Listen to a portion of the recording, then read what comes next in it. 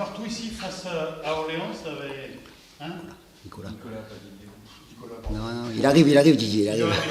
Nicolas, un partout face à Orléans. Un bon résultat, c'est quoi selon vous votre analyse? Non, ça arrange personne, ça arrange ni Orléans ni nous. Après sur le match, on fait une bonne première mi-temps. Et on fait encore une erreur d'inattention où on se fait punir à la 38e, je crois. Donc c'est dommage de se faire punir alors que le contenu avait été intéressant. On avait quelques situations, on a réussi à se projeter, à frapper. Après, en étant mené 1-0, il fallait absolument revenir. On a eu un début de seconde période assez délicat. Et puis, dès qu'on a marqué, on a senti que sur la verticalité et la profondeur, on pouvait faire la différence. On a malheureusement manqué d'adresse, quoi. Et je pense à l'occasion de Philippe qui se retrouve tout seul dans les 5,50 et il veut la contrôler alors qu'il peut la frapper de volée. Donc c'est des situations où on peut faire basculer le match. Après, sur les attitudes, j'ai aimé la réaction, quoi. J'ai aimé la réaction et le fait de ne pas baisser les bras, parce qu'en étant mené 1-0 avec le contenu de la première mi-temps, c'est toujours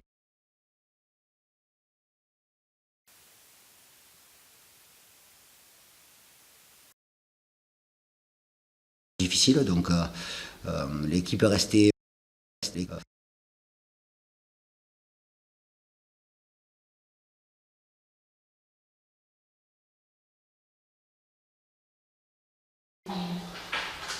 On verra un peu le buteur, on verra le capitaine. Buteur et capitaine. Oui. Salut coach. Salut coach.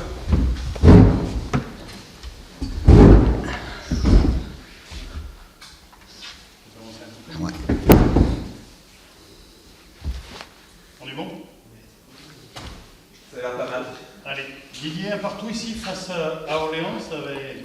Hein Nicolas. Pas Didier. Non, il arrive Didier, il arrive. Nicolas, un partout face à Orléans. Un bon résultat, c'est quoi selon vous votre analyse? Non, ça arrange personne, ça arrange ni Orléans ni nous. Après sur le match, on fait une bonne première mi-temps. Et on fait encore une erreur d'inattention où on se fait punir à la 38e, je crois. Donc c'est dommage de se faire punir alors que le contenu avait été intéressant. On avait quelques situations, on a réussi à se projeter, à frapper.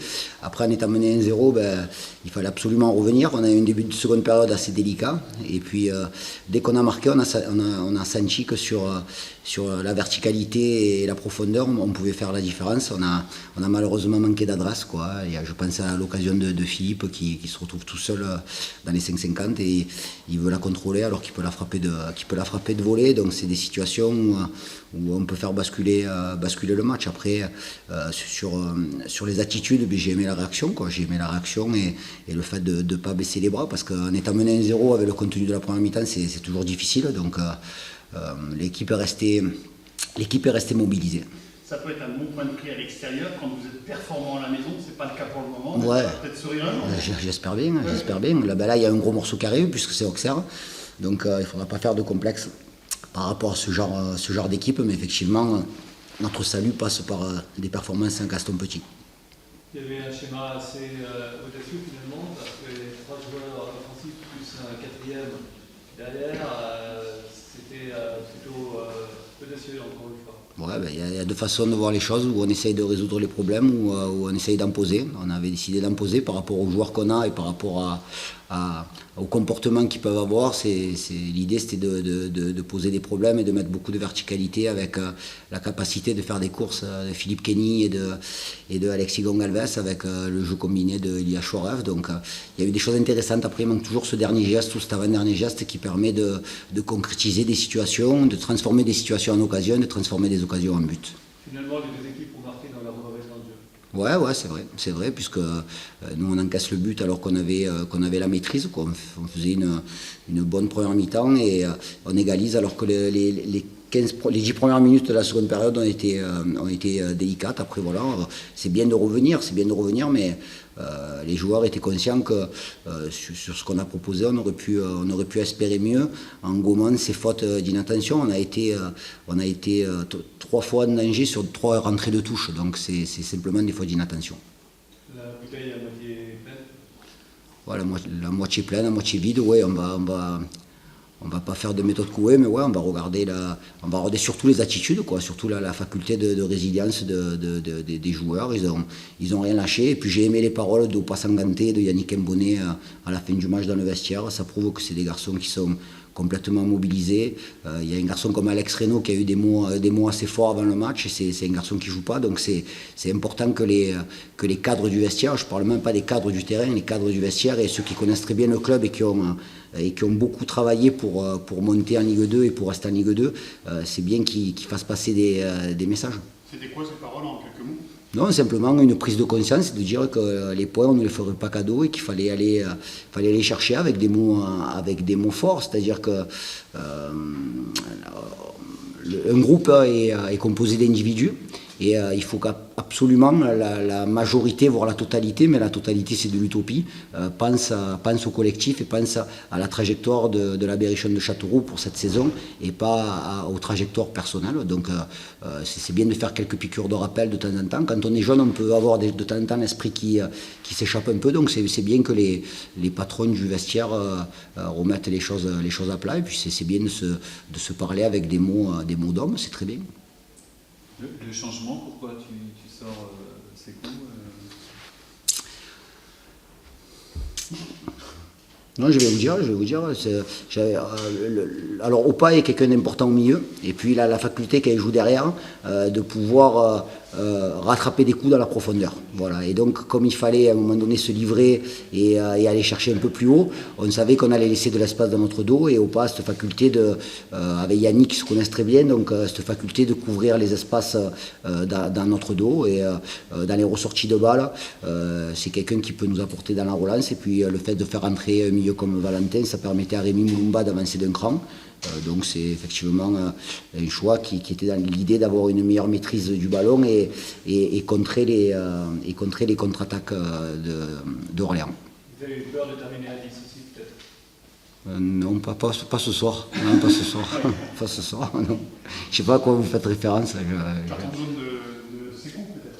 Ah non, c'est... Ah exact, non, c'est pas par peur de terminer à 10, c'est simplement... voilà, il fallait absolument jouer plus haut et Opa a cette faculté de gérer les espaces. Merci à coach. Bon, très bien. Oui, c'est bon. Au milieu, vous n'y arrivez toujours pas à domicile, alors que vous avez pourtant le match en main. Ouais, première mi-temps serrée. Deux équipes voilà, qui s'observaient, du moins l'équipe de Châteauroux qui nous attendait. On avait l'idée d'être patient, de les faire sortir et puis de les prendre par les côtés. C'était pas simple. On a réussi heureusement à marquer un beau but, techniquement, comme on voulait le faire, parce qu'il fallait éviter tout cet axe central. Là, on n'a pas été trop mis en danger. Puis après, il y a eu une bonne entame de deuxième mi-temps. On a eu des situations, comme on dit, pour tuer le match, 2-3 reprises, dont une ou deux belles. Et on sait que voilà, c'est ces moments-là où il faut être efficace. Et puis après, voilà, il y a beaucoup de joueurs qui, une nouvelle fois, ont baissé le pied. Les dures luttes de Ligue 2. Dès que Châteauroux a fait rentrer des garçons frais, puissants, eh bien, ça a fait la différence pour nous pousser dans nos retranchements. Et puis voilà, s'il n'y avait pas effectivement, s'il n'y avait pas d'erreur, il n'y avait pas de but. Mais quand je vois la façon dont on prend l'égalisation au départ, c'est pas normal. C'est pas normal qu'on se fasse éliminer au départ de l'action, qu'on se jette comme ça. Donc voilà, c'est des erreurs importantes qui coûtent cher. Donc on dit que c'est des erreurs de jeunesse, mais voilà, à force, ça fait long. Il me semble un petit peu fataliste. Oui, je suis fataliste. Faut, à un moment donné, dans le sport, il faut être pragmatique, faut pas être naïf. Je pense que voilà, dans l'animation, au niveau de la maîtrise du milieu de terrain, de l'axe central. Voilà, on est cohérent et on rivalisera avec toutes les équipes de Ligue 2. Après, dans les autres zones, on est très jeune, hein, très jeune en expérience de Ligue 2 et puis voilà, les joueurs, c'est pas aux joueurs que j'en veux, hein, pas du tout, hein, à mesure où ils donnent le maximum, ils vont au bout d'eux-mêmes. Hein, mais une nouvelle fois, j'ai 3-4 joueurs qui finissent au bout d'eux-mêmes, avec des crampes, voilà, je l'ai dit tout à l'heure, c'est les dures joutes de la Ligue 2 pour eux. Hein, normalement, on sait que ce championnat, moi j'aime les joueurs en général qui ont des cannes et qui sont puissants et puis qui sont capables de répéter les efforts. Cette saison, c'est moins le cas, donc c'est plus difficile. Oui, c'est ça. Non, mais c'est pour ça, quand je suis fataliste, je suis une fois de plus frustré parce que voilà, je pense qu'on était dans le match qu'il fallait faire en menant 1-0 et puis en ayant une ou deux situations pour se mettre à l'abri, et je pense faire le break. Et à partir du moment où on ne l'a pas fait, on se rend compte que c'est compliqué. Dès qu'il y a un grain de sable, tout devient fragile, hein, et surtout sur le plan athlétique. On l'avait vécu contre Lens, hein, mais là il y avait des blessés, etc. Donc on avait dit voilà, on avait comment expliquer ça par ça, hein, mais on se rend compte que ça a été encore le cas ce soir. Et puis voilà, puis après toutes les armes étaient sur le terrain, hein, donc sincèrement, hein, les joueurs se donnent, sont malheureux et donnent tout ce qu'ils peuvent, mais voilà, ce qu'ils peuvent.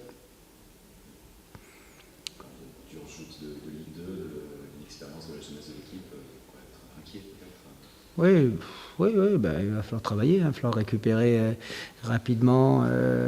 On n'a pas 50 joueurs à récupérer, on a Cambon à récupérer, Pinot et Ben Caïd le plus vite possible, et puis voilà, et puis on pourra avoir une équipe. Et puis le petit Talal qui aurait pu jouer aussi aujourd'hui, mais malheureusement il s'est bloqué le dos dans la nuit, hein, donc il n'était pas opérationnel, donc c'est pour ça qu'il n'a pas pu participer parce qu'il était très amoindri. Donc voilà, après voilà, toutes nos armes étaient là, donc il faut vite qu'on récupère d'autres armes avec des mecs qui sont un petit peu plus de bouteilles, et puis parce que c'est physique mais c'est aussi psychologique, hein, pour bien mener d'avoir une épine dorsale un petit peu plus solide. Oui, on a l'impression que c'est le fait de ne pas avoir marqué dans le gros temps fort du premier quart d'heure de la deuxième mi-temps, ça a vraiment mis un coup à l'équipe. Ouais, ça, puis l'égalisation. Jusque-là, on avait encore des situations, on n'était pas très en danger. Jusqu'à l'égalisation de Châteauroux, on était cohérents et autres. Puis après, c'est toujours l'idée, c'est qu'à 1-0, il y avait une certaine gestion, donc ça allait, mais dès qu'il y a eu un partout et puis qu'il a fallu redonner un coup de gaz pour essayer d'aller gagner, on s'est rendu compte qu'il y a beaucoup de garçons qui étaient au bout du rouleau. Schedler avait des crampes, Lambez avait des crampes, a dû sortir à cause de ça, le petit Il avait des crampes, voilà. Donc après, on ne peut pas faire de changement pour apporter une plus-value ou changer quelque chose. On fait des changements par obligation.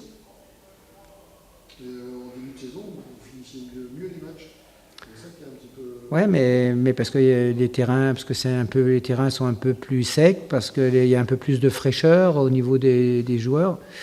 Et puis voilà, on n'a pas un gros effectif, donc c'est beaucoup les mêmes joueurs qui jouent, hein, donc peut-être ceci explique cela.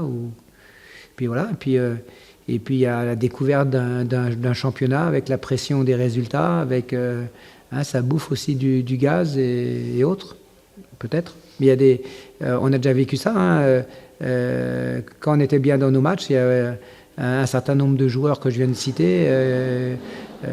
Schedler, il n'avait pas fini les 3 premiers matchs. Quand il a joué, il a eu des crampes, il avait 1 heure. Lambez, on a dû le sortir à Rodez parce qu'il avait des crampes déjà à la 60e minute, hein, donc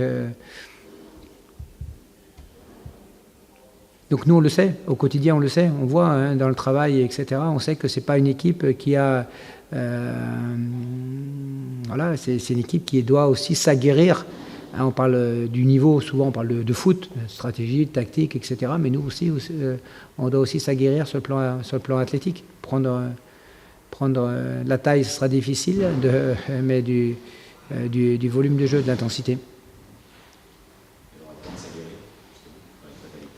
Il faudra, hein, de toute façon, pas d'autre solution, hein, pas d'autre solution. Il faut travailler, il faut faire monter en puissance le maximum de joueurs, il faut trouver éventuellement d'autres solutions, on va voir. Il faut trouver des solutions, mais une fois de plus, hein, l'équipe jusqu'à l'égalisation, je ne sais pas à quel moment ils ont égalisé. La 69e, voilà. Donc, puis après, tout est devenu compliqué. Après, c'était un coup, il y a eu une ou deux situations, coup de pied arrêté, deux ou trois coups de générosité, parce que les mecs, même cuits, ils ont essayé d'aller au bout d'eux-mêmes. Donc, vraiment aucun reproche à leur faire à eux. Hein. À eux, je leur en veux pas du tout. J'en veux à personne. J'en veux à personne. J'en veux à moi-même, tiens. Allez, l'entraîneur doit endosser les responsabilités. Je les endosse pour tout le monde. Il y a des nouvelles pour le Joker? Non. Pas de nouvelles. Parce que c'est peut-être il suffit peut-être de pas grand-chose pour débloquer, notamment offensivement, des possibilités. Non, mais le truc, c'est qu'aujourd'hui,